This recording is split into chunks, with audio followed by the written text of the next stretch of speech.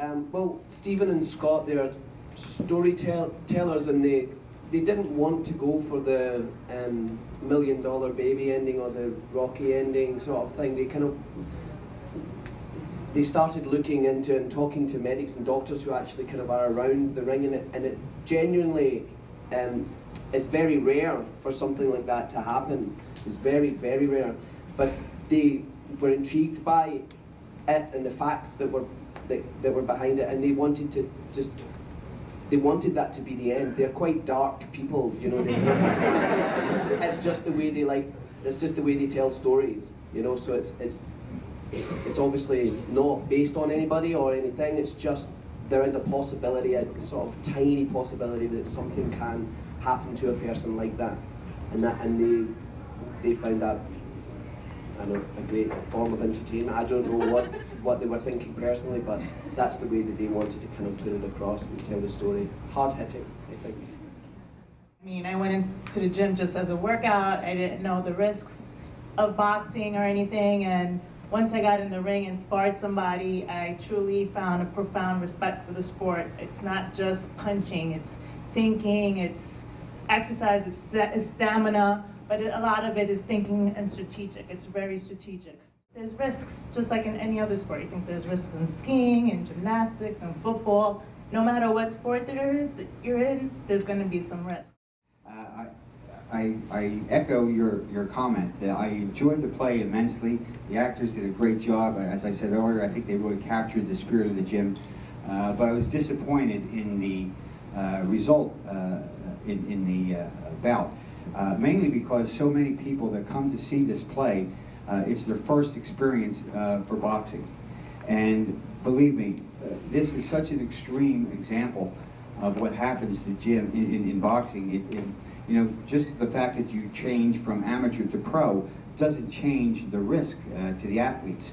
It's just as risky for the amateurs. I've been dancing kind of since I was really young, in all forms of movement, and my life's been really, really physical and very demanding. But I've never ever had a sort of training like boxing. I've never had something that's kind of opened me up so much and actually got my body really into shape. I feel really strong, and I want to kind of pursue it after the show. You know, I want to kind of keep going. I don't want to get into the ring and have a fight, but it's true. It's that I want to actually keep training, because it just does something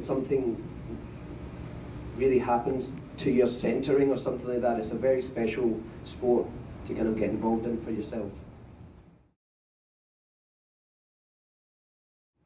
Boxing, like learning how to box, is like, it's just like you have to rehearse. And you have to, in order for you to learn something, you have to do the same thing over and over and over again until it becomes automatic. You know what I'm saying? Until you live in that part. So it's almost like acting, but the only difference between this boxing and the boxing we doing, you're missing a person on purpose. We trying to hit you on purpose. You know what I'm saying? It takes a lot of, courage. You pretty much can't be scared in the boxing. Speed, if you're strong enough, if you're fast enough sometimes, you can like people look at people with like big muscles, and I used to like to fight people with big muscles because they look at me because I'm skinny, and one hit and that's it. So I think speed, timing, all that takes a big part of it, with boxing. Because once you got your timing down, your speed down, I don't care how strong the other person is, you're much quicker, more accurate, so you push your punches. Thank